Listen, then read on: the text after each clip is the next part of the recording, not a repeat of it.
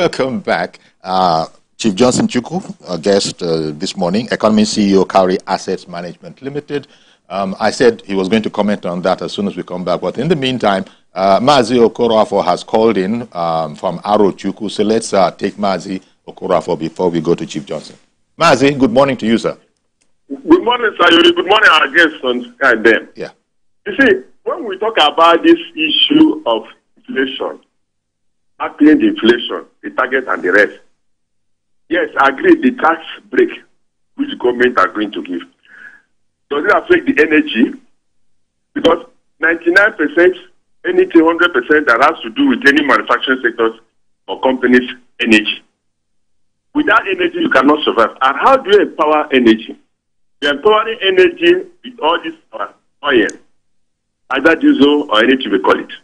You cannot talk about the solar because not all the companies can afford solar to capacity the capacity of their energy. And issue of government. You see, if the private sectors are not up to 80% or 70% in the focus of business, the focus of supply and demand, there is no how government can meet up. Because if you check the population of Nigeria, 70% of Nigerians, they are not in government. They are all private sectors. You now add the remaining 25%. What will happen? Let's say 25% are for the government, 75% are outsiders. How do we survive it? Because the food we are talking about today, if there are some seedlings that last for 3 months, you see having the result, the production, you see the detail. Are we embarking on those things? We are not.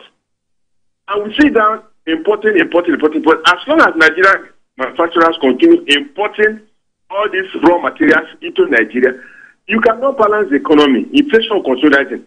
Now, I was using one of the dailies some hours ago, where manufacturers are saying that they are spending 1.5 trillion in terms of foreign. Now look at that money that just goes in terms of other black market 18. If such money were to be injected into Nigerian economy, you know where we could have been? But that is the issue. Okay. All right, Mazi. I beg your pardon, Mazi. The central bank and the money laundering, they are not helping matters. Okay. Thank you very much, Mazi, for calling in. I know there's a lot more where that came from because it's difficult sometimes to, put in a capsule the conditions and situations in the Nigerian economy. And, okay, back to you, Chief Johnson. That caller, Olaposi in Abuja, one of the points that he made was that our refineries must work. That was his summary of the entire thing. In this day when Nigerians are looking towards the largest refinery, is it in Africa, if not worldwide, the Dangote refinery, and the troubles that it has had of recent, I don't know. There are other refineries apart from that. And that contributor said that let all of those refineries work. In fact, I've even heard a commentator online, albeit social media, saying that, look, people should be agitating, protesting for all our refineries to work. That is not being done, and they are protesting about other things. How significant do you think these ideas are?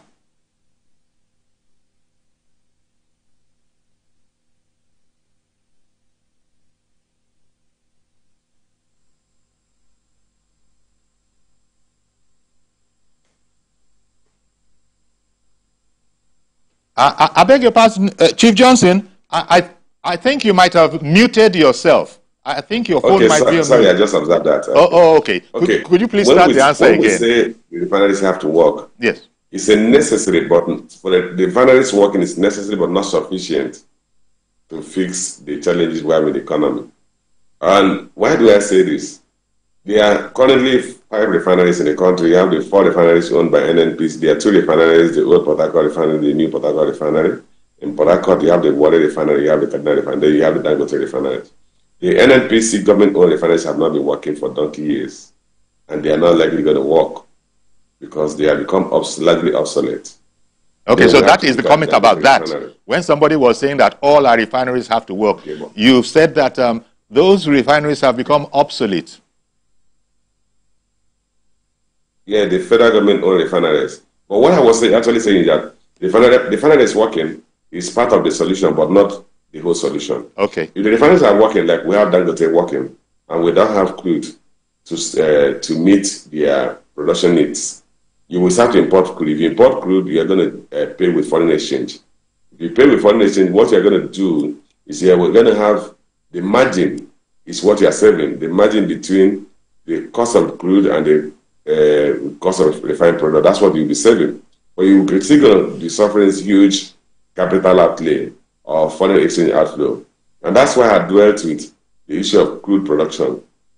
The crude production, increasing the crude production volume, is a critical component of what we need to do to reset the economy and stabilize the macroeconomic environment. We must bear that in mind. And doing that is purely at the footsteps of the federal government. How do we win the hearts of those who live in the oil producing areas so that they stop breaching the pipelines, they stop attacking facilities in their neighborhood? They have a share of the national interest, if there's anything called that, so that they will pull back from whatever breaches that they subject those facilities to. So once we do that, we're going to see crude production ratchet up, and it has a solution to increase foreign exchange earnings. It is that even that extra crude that we produce that we're going to give to the refineries, so that we are not importing crude into the country. We must bear that in mind, and I think the government should focus primarily on that. Okay. On what Mr. Korafo spoke about, the government, that the emphasis should be on the private sector. I think the government has never denied the fact that the private sector is the engine of productive activities in the country. But the private sector is going through many challenges. We are talking of energy challenges. We talk of infrastructure deficit, including transport infrastructure. The government has said they are going to grant tax holidays. But beyond the tax holidays, there are multiple taxes that the government is imposing on the productive sector. And then you have to do with the issue of logistics. You try to bring in goods, your raw materials from the seaport, and they'll be there for 1 month. You pay the money and increase your cost of production. So the key thing is not just that we're importing raw materials. There's no country that's self-sufficient in terms of raw material production. What matters is you have a productive economy that even when you bring in the raw materials, you produce high-quality final product that is exported at higher value. You do what we call value addition. And then if you are in an economy where there's value addition, you take input that is worth 5 naira and produce goods worth 15 naira. That economy is certainly going to be rich. And that's what successful economists have been able to achieve. Well, okay, thank you. Yomi in Surulere, good morning to you, sir. I'm afraid I left it too long, but I was very reluctant to interrupt our guest, just so that everybody can understand it. Let it not just be the business savvy technocrats alone. So sorry about that, Yomi in Surulere. See if you could get back to us. A number of comments have been made, but I think one of the things we can take away so far in this conversation, and we have something like 10 minutes more, is that the laudable idea of federal government targeting tax breaks for companies, you stated up front from the top of the program that it's largely a palliative, and that we're going to have to look at these fundamentals, the fundamentals that you have explained already. And part of the problem now is that there is no quick fix. You explained how there has to be a sequential kind of a staircase, one step before the other, until we arrive at where we need to be. So what do we say then to people who are out there on the street, especially in the north? It's like these are the fundamentals, these are the facts of the matter. People are asking as if by fiat the president could say, you see, even some people that you would credit with not being, that these people are also knowledgeable, they will pull a figure out of the air and say, it's okay, let petrol be 150 naira, 150 naira, we can manage with that. Is Yomi back? I believe Yomi in Sulere is back. Yomi, go ahead, please. Okay, good morning. Good morning. Thank you for calling. Good morning, sir. Go ahead, please. Good morning. My contribution is I don't know why we know what is our problem in the country and we derive from it. Petroleum has been our problem in this country for long. And when we know that this is the origin of the problem of the country, why can't we pump money on that particular thing and make the refinery function? Why do we have NNPC in the country and we are taking our crude oil to abroad and repair and bring it back? They were budgeting money for refinery every year. Nothing was done, starting from Obasanjo regime. And we continue in this problem. And these are the things that aggravate masses, that come to all these strikes, all these protests, all this everything. I don't know why our leaders are derailing from the truth in this country. We have 4 refineries, no one since 1999. Then, President went and borrowed money. Instead of him to challenge the money to the refinery, first phase 2 refinery, 30 functioning. You went ahead and started Coastal Road. What economic value the Coastal Road will yield us now for this problem we have in this country? Assuming 2 refineries are functioning now, we will have a relief. All right then, Mr. Thank you very much, Mr. Yomi, calling in from Surulere. Well, Chief Johnson, he's managed to verge into policies there. I don't know if you had any sort of a commentary, because the ideas that he has put across, you know, one can understand them, as well as one can understand, for instance, people who are saying, I don't know how they are going to do it. Let them just bring down the price of fuel. Okay, let me say a few words to what Mr. Yemi said from Silver. You know, it's a wish that for Nigerians that the refineries are made to work. I think has proven extensively on the fact that it will be difficult for the refineries to work. Uncle Yori, I don't know whether you have ever seen a Citron car in Nigeria recently. Citron. I mean, for those of us in our age, they remember Citron. Yes, yes. Even for the younger generation, they may also remember Volkswagen wagon. Mm-hmm. The Beetle, the Volkswagen Beetle. That's right. No matter how much money you put into your Citron, you will struggle to make it, drive it from Lagos to Enugu. If you still have a Citron. If you have a Volkswagen Beetle, you are not likely going to be able to get a pass to fix it. That's the situation these refineries are. And I think the wisest thing the government to do is, if the government decides to build new refineries, they can build new refineries. To continue to invest in those near obsolete refineries, I think is a waste of resources. Okay. But the core issue is what you are about asking before Mr. Yemi called back, which is there are people who are protesting, yes, and then they are not ready to listen to these stories we are speaking, that this developmental process will be sequential. We need to be sequenced, and that we're not going to see a solution in the next 6 months or 1 year. They want, which is why when I spoke about palliatives, I said palliatives are like what you call pain relief.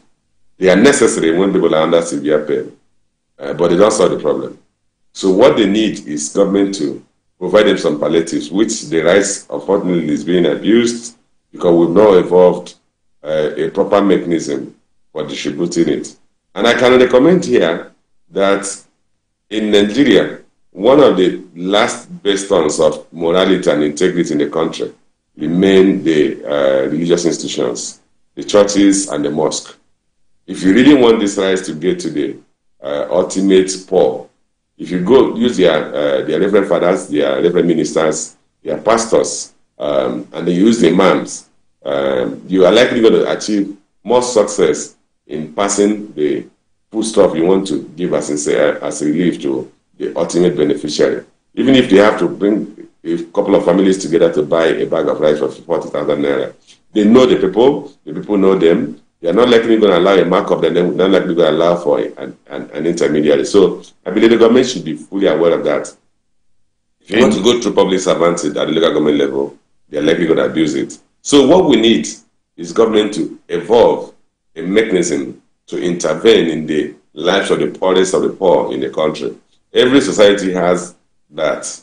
You have what they call social safety net in more advanced countries. You have your social security. At some point, people get even meal voucher in countries like America to cushion adverse economic impact on households. So the government has to evolve that. I thought we have a poverty register.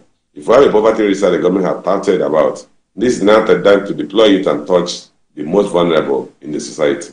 They need that while we work towards resetting the economy and restarting growth that will ultimately win us of this crisis. And I mentioned two of those key pillars: addressing security in northern regions of the country, addressing securities and abuses of oil facilities in the southern part of the country, particularly the south. And then in the next 6 months, if you can put your hand on those two things, you should begin to see improved food production and improved crude oil production. Wow, thank you very much for that commentary there. And hopefully, government is listening because in relation to the palliative, the food palliative that you spoke about, government probably had a good idea, but they didn't factor in corruption. And you just suggested that there are alternative ways to try. Well, government didn't say it has cancelled it, but it has withdrawn, from what I read online, it has withdrawn the circular initiating the idea, no doubt to sort of look at it again, fine-tune it, and then go there. The very point that you made that, look, a number of families could come together to buy a bag of rice. That idea was actually in place in this one that has now been abused. I don't know if there's any connection between Bismarck Rwani's observation, public observation, and the withdrawal of the idea from government. But that's one of the things that we're going to have to deal with. So I want to thank you very much, Chief Johnson Chukwu, because in a program like this, it's not hardcore, exclusively for, those who understand these things, but at least you've given us some sort of an understanding, especially for those of our viewers that call in and say that government can do it. Let them bring the price down to, this, and this, and then it will be workable. And the other big question that is known by all, and you also mentioned it, is that of security. How do we get farmers back onto the farm? Well, thank you very much for giving us something of a better understanding of where to place government's efforts at tackling inflation via tax breaks for companies. You've sort of given us the understanding that it's good, but it's a palliative, and we have to go beyond that and work at it. Thank you very much. Johnson Chukwu, CEO, economist and CEO, Cowrie Assets Management Limited, was our guest today. Thank you very much. Thank you for having me. Indeed, our pleasure. So that's our program today then. Do please join us on Monday for a fresh edition. I am Yori Folari. Have a great weekend. Bye-bye for now.